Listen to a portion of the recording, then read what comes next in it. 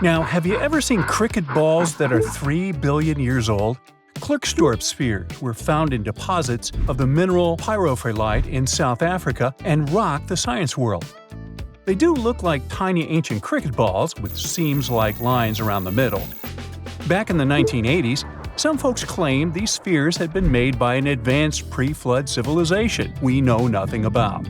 One museum curator shared stories about how they rotated on their own in a display case.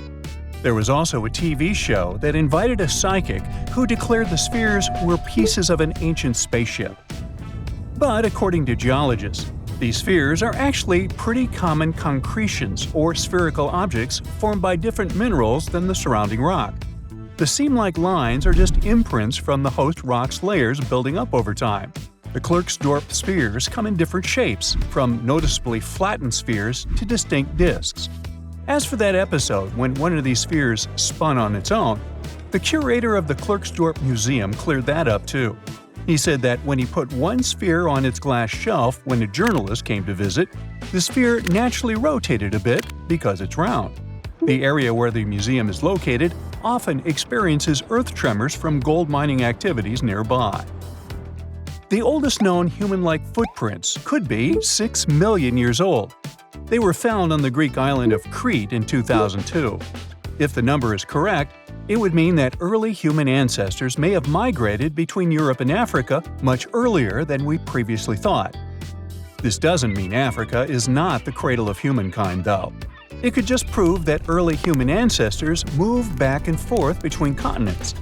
Some researchers believe the footprints were left by a bipedal creature possibly related to an early human ancestor nicknamed El Greco.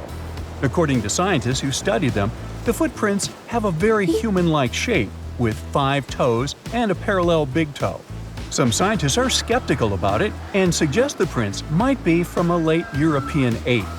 The new study analyzed fossilized marine microorganisms found in the sedimentary rocks to determine the footprint's age and prove it's actually 6 million years. The next amazing find that keeps scientists entertained is the Dorchester plot. It's a beautifully crafted metal vessel with some fancy geometric designs embossed in shiny silver. The pot was discovered in, who could have thought, Dorchester in 1852 under quite unusual circumstances.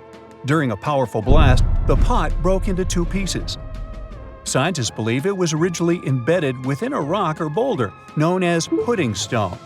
The rock from which the Dorchester pot emerged is dated to be around 500 million years old, so it could mean the pot itself is also that old.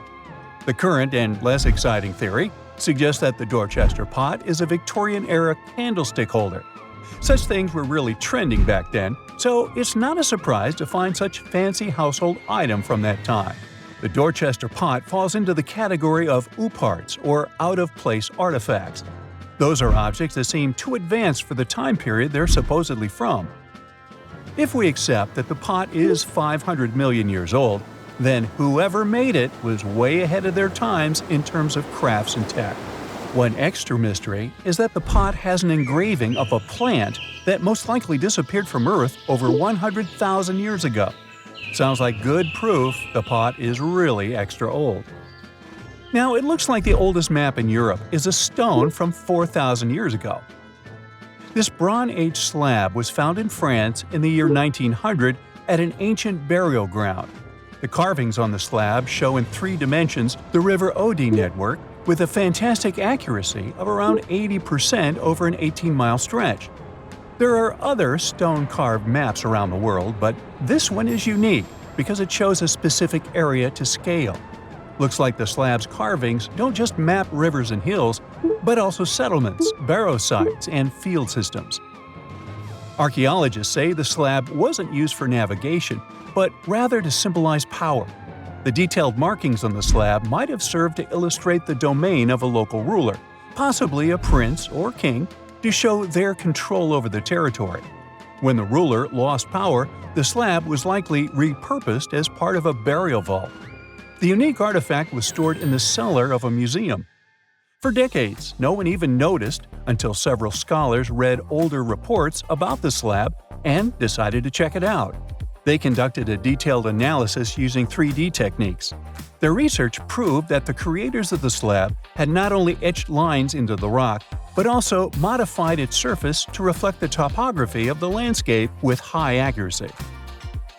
The Salzburg cube, also known as the wolf's egg iron, was discovered in the late 19th century in Austria.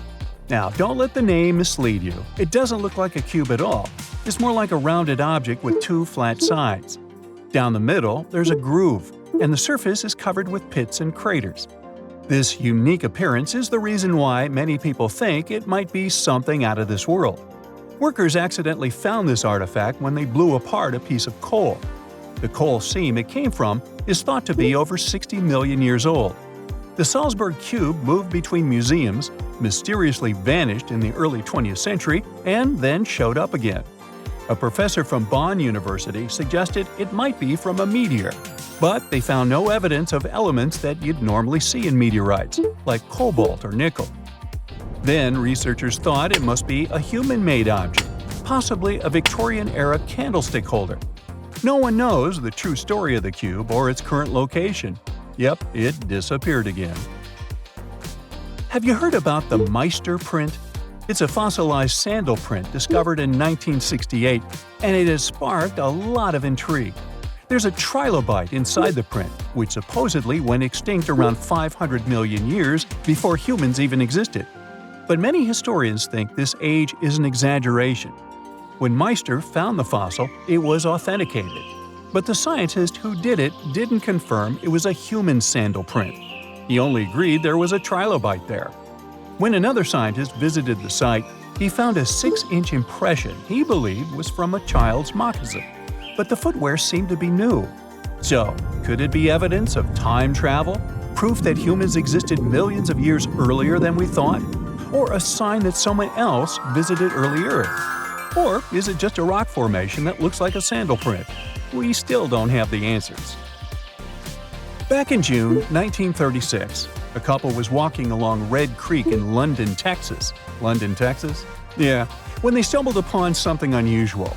It was a piece of wood sticking out of what seemed to be an ancient rock formation. About 10 years later, their curious son decided to crack open the rock to see what was inside. And he saw a hammer, which looked surprisingly modern. Then, one unique finds enthusiast decided that the rock encasing the hammer was from the Cretaceous period. This would mean that someone dropped a 19th century hammer while dinosaurs like Triceratops were still roaming the earth. So, if this hammer was truly from the Cretaceous period, then the whole evolutionary theory would be wrong.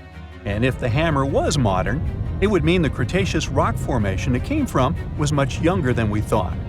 But the real answer was much simpler. The hammer was indeed modern, and geological processes had encased it in rock. Minerals can harden around an object in a relatively short time.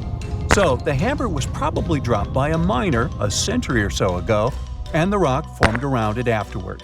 And no, it wasn't a Victorian-era candlestick holder either. That's it for today. So hey, if you pacified your curiosity, then give the video a like and share it with your friends. Or if you want more, just click on these videos and stay on the bright side.